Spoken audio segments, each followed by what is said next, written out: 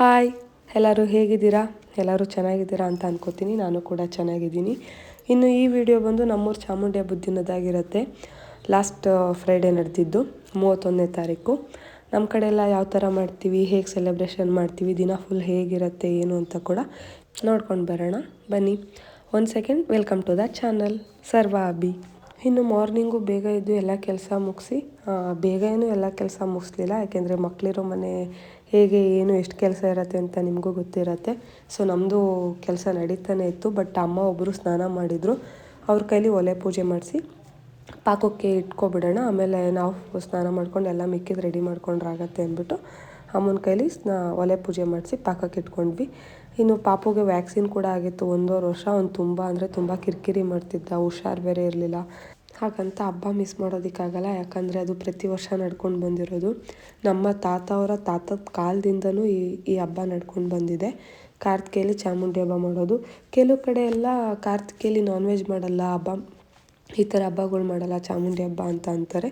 But ನಮ್ಮ ಕಡೆ ನಮ್ಮೂರಲ್ಲಿ ಮೊದಲನೇ ಕಾರ್ತಿಕೆಗೆ 2ನೇ ಕಾರ್ತಿಕೆ ಅಷ್ಟರಲ್ಲಿ ಚಾಮುಂಡಿ ಹಬ್ಬ ಅಂತ ಮಾಡ್ತೀವಿ, ಮರಿಯೆಲ್ಲ ಹಾಕೋದು. ಬಟ್ ಅನ್ಫಾರ್ಚುನೇಟ್ಲಿ ನಾವು ಈ ಸಲ ನಾನ್ ವೆಜ್ ಕೂಡ ಮಾಡಲಿಲ್ಲ. ಯಾಕೆ ಏನು ಅಂತ ಮುಂದೆ ತಿಳಿಸ್ಕೊಡ್ತೀನಿ. ಫುಲ್ ವಿಡಿಯೋನ ಮಿಸ್ ಮಾಡಿದೆ ನೋಡಿ.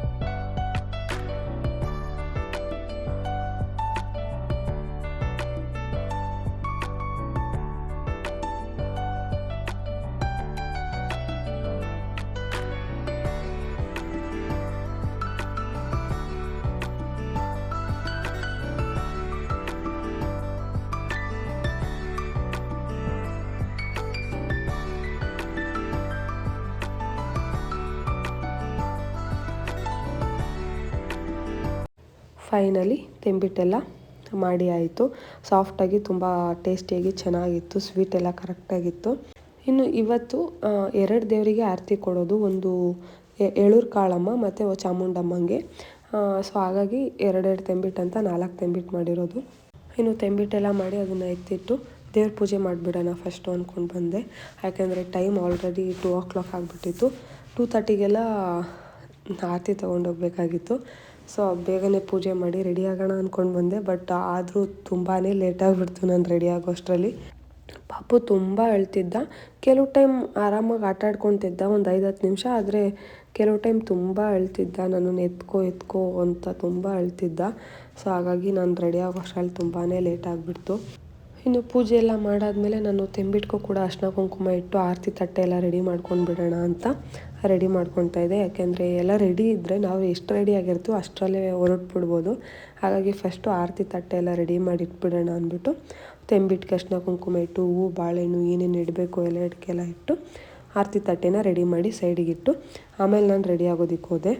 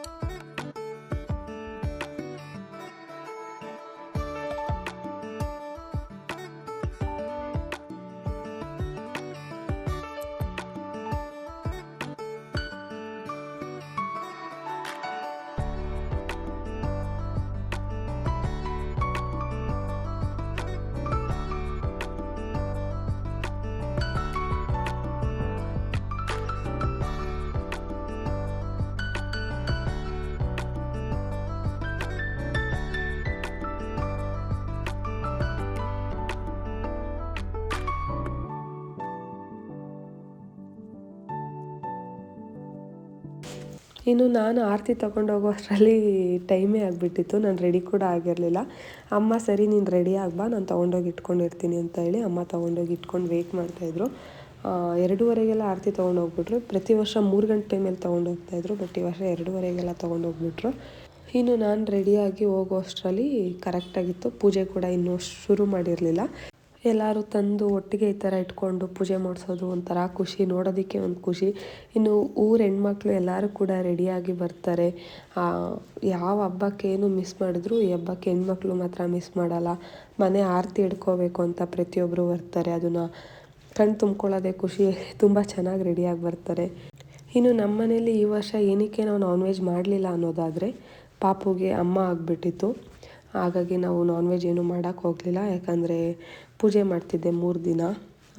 ಸೊ ಹಾಗಾಗಿ ನಾನ್ ವೆಜ್ ಮಾಡಲಿಲ್ಲ. ಪ್ರತಿ ವರ್ಷ ರಿಲೇಷನವ್ರಿಗೆ ಬೇಕಾದವ್ರಿಗೆ ಹೇಳ್ಕೊಂಡು ನಾನ್ ವೆಜ್ ಮಾಡಿ ಊಟಕ್ಕೆ ಹೇಳ್ಕೊತಿದ್ವಿ. ಬಟ್ ಈ ವರ್ಷ ಯಾರಿಗೂ ಹೇಳಲೂ ಇಲ್ಲ, ನಾನ್ ವೆಜ್ಜು ಮಾಡಲಿಲ್ಲ. ನಮ್ಮೂರ ಚಾಮುಂಡಿ ಹಬ್ಬ ಈ ಥರ ಸಿಂಪಲ್ಲಾಗಿ ಚೆನ್ನಾಗಿತ್ತು. ನಿಮ್ಮೂರಲ್ಲೂ ಇದೇ ಥರ ಮಾಡ್ತೀರಾ, ಹೇಗೆ ಏನು ಅಂತ ಕಮೆಂಟ್ ಮಾಡಿ ತಿಳಿಸಿ. ಇನ್ನು ಯಾರೆಲ್ಲ ಫಸ್ಟ್ ಟೈಮ್ ನನ್ನ ವೀಡಿಯೋ ನೋಡ್ತಿದ್ದೀರಾ ಅಂದರೆ ಪ್ಲೀಸ್ ಎಲ್ಲರೂ ಸಬ್ಸ್ಕ್ರೈಬ್ ಮಾಡಿ, ಲೈಕ್ ಮಾಡಿ, ಶೇರ್ ಮಾಡಿ, ಕಮೆಂಟ್ ಮಾಡಿ. Thank you. ಇನ್ನು ನಾನು ಈ ಥರ ಸಿಂಪಲ್ಲಾಗಿ ರೆಡಿಯಾಗಿದ್ದೆ.